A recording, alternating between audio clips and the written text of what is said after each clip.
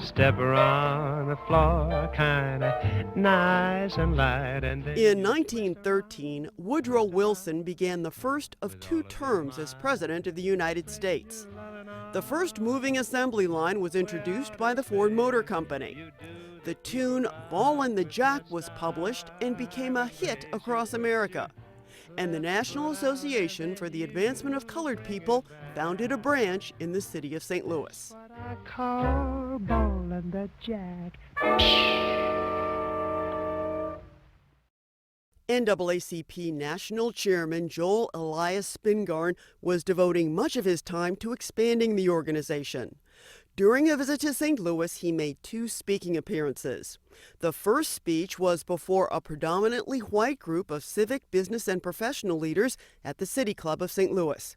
Spingarn's reception was so poor, many of the audience members walked out during his talk. Spingarn, who was an educator and literary critic as well as a civil rights activist, had much better luck later that day. He spoke before a predominantly black audience at St. Paul's AME Church when it was located on Leffingwell Street. The positive response he received was encouragement enough for him to organize a meeting at another church, Union Memorial United Methodist. The intent was to create an NAACP branch. As was the case with previously established branches, the board of directors was integrated. Its first president was the Reverend Gustavus A. Tuckerman, rector of St. Stephen's Episcopal Mission at 6th and Rutger Streets. Records show Father Tuckerman also happened to be a member of the City Club.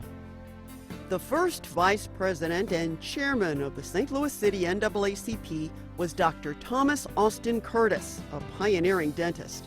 In 1894, he helped establish and served as the first president of the People's Hospital.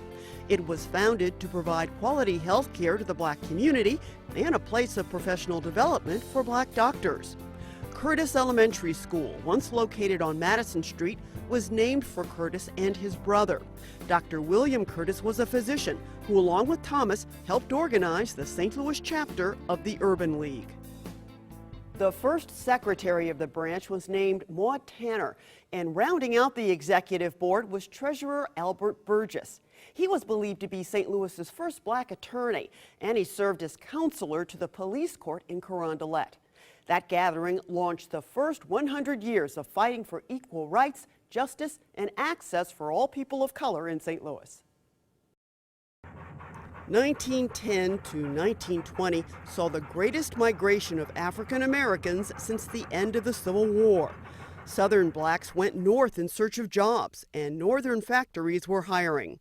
During that period, St. Louis's black population rose at a faster pace than the population at large. With that growth came an increase in overt racial discrimination. In 1916, a citywide vote was held on a measure to systematically segregate St. Louis neighborhoods. The NAACP campaigned against the measure and distributed this leaflet that called it un-American, un-Christian, and unconstitutional. But voters overwhelmingly approved the measure by a 3-1 margin. NAACP attorneys challenged it, and the Supreme Court agreed it was unconstitutional. 3 decades later, the organization was to face a more significant court battle over housing discrimination. 1917, race relations hit bottom just across the Mississippi River. East St. Louis factory owners were taking advantage of the black influx. As white union workers left their jobs, they were replaced by non-union black workers who could be hired and released at will. That's what happened during a strike at the Aluminum Ore Company. The increasing racial and labor tensions erupted into violence July 2nd. The shooting of a police officer, coupled with exaggerated rumors, sparked a rampage by a white mob through a black neighborhood. The official death toll, 39 blacks, 8 whites. The actual count may have been higher. The riot made headlines across the country. The St. Louis Argus condemned it as a national disgrace.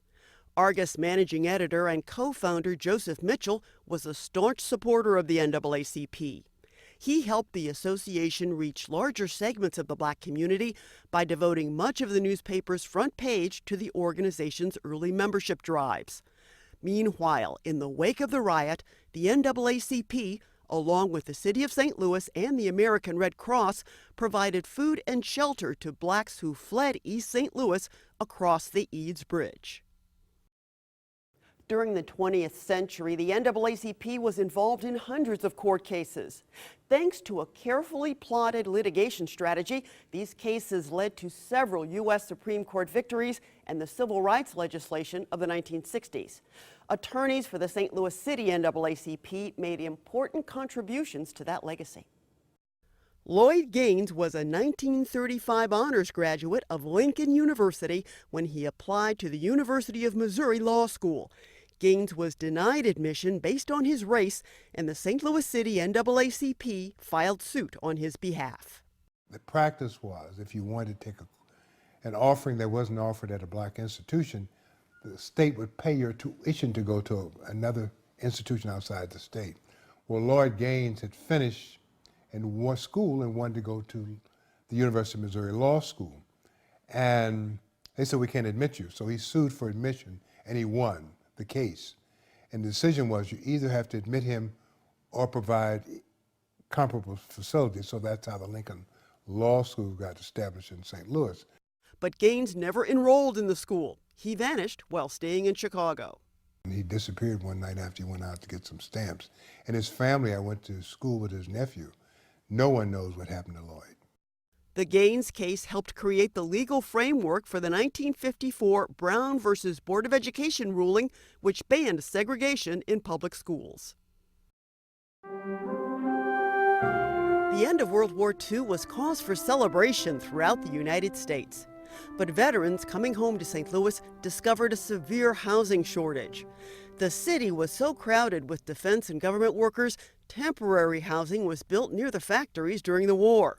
The situation was even worse in the Black community, where residents were still confined to a few neighborhoods. It was all because of a practice that was legal at the time: restrictive covenants. They forbid white homeowners from selling their houses to Blacks and other groups. Covenants were challenged in the courts after the Shelley family moved into this house on the 4600 block of Labadie. The family didn't know a piece of paper restricted the block to whites. I sat at our breakfast table every morning and listened to Shelley versus Kramer for about 3 years, I think. Because the parents of attorney Margaret Bush Wilson were active in the NAACP. Her father was one of the realtors involved in the Shelley case. It was not set up to be a test case at all. Shelley just wanted a place to live. It was just that simple. They had come from Mississippi. They had lots of children. And they were living with relatives. In this climate, when St. Louis, like many of these cities, was overcrowded in a section of the city where Blacks could live. Wilson prepared her father's court documents. Attorney George Vaughn represented the Shelleys, and NAACP attorney Thurgood Marshall joined Vaughn in arguing the case. In a landmark decision, the U.S. Supreme Court said restrictions on property ownership by race were unenforceable. At the time, attorney Frankie Muse Freeman was in law school.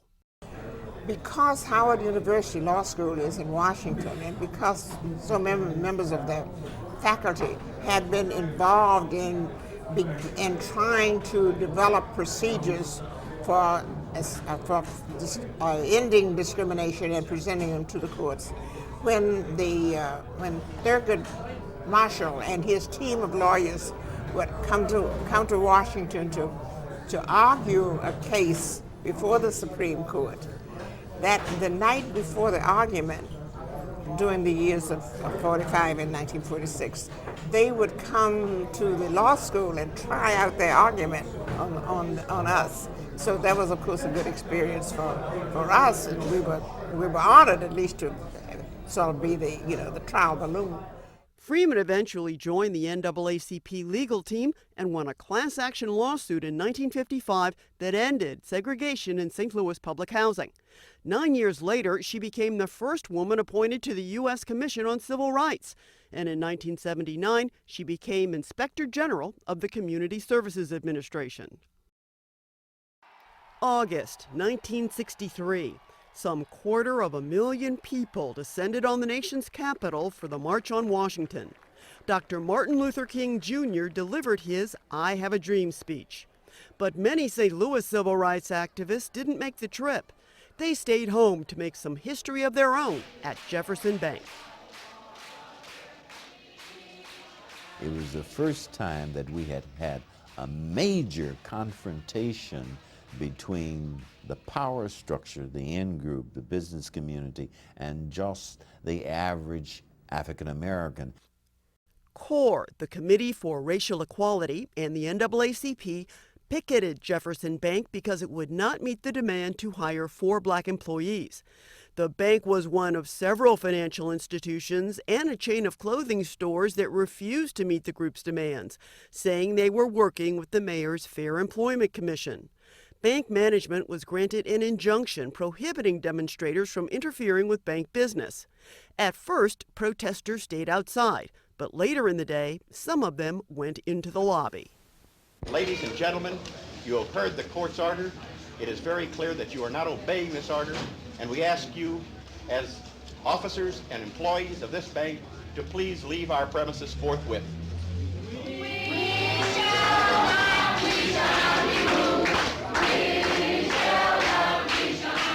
In the days following the demonstrations, organizers were arrested and charged with violating the injunction.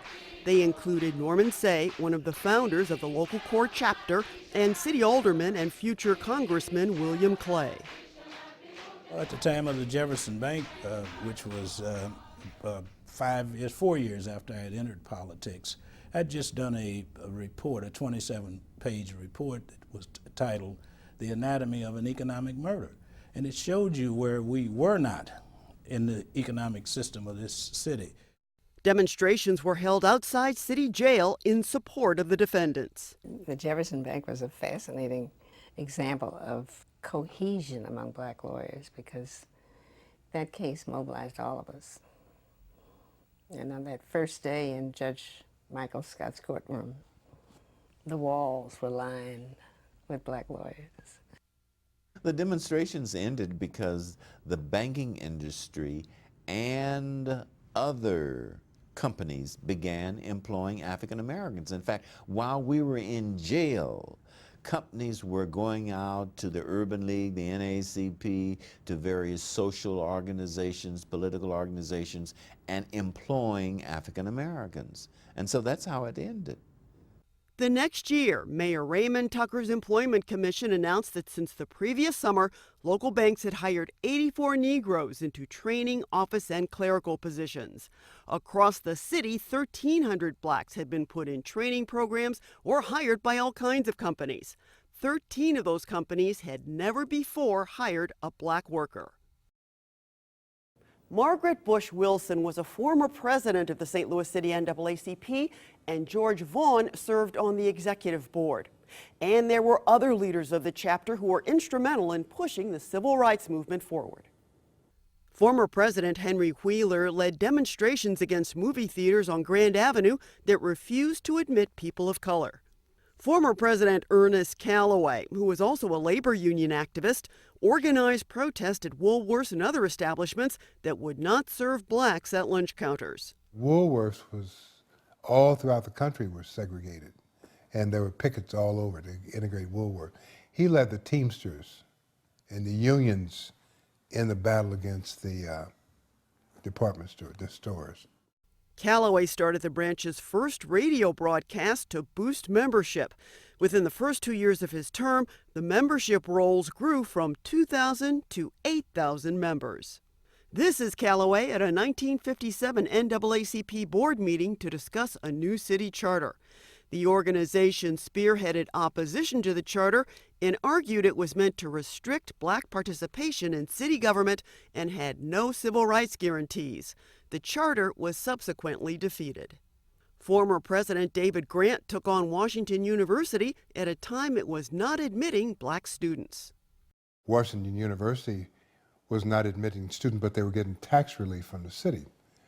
So with the NAACP pressure, they either had to pay taxes or admit students. And so they agreed to admit the students rather than pay those high taxes. And Evelyn Roberts was at the helm in 1963 when the NAACP joined with parents of public school students in a demonstration outside the Board of Education offices. They demanded, among other things, an end to intact busing. The practice took black students to predominantly white schools, but kept them in segregated classes with a different schedule than white students. In the words of St. Louis City NAACP President Adolphus Pruitt II, as long as racial hatred and discrimination exist, the NAACP will wage a relentless campaign to ensure the political, educational, social, and economic equality of rights of all persons.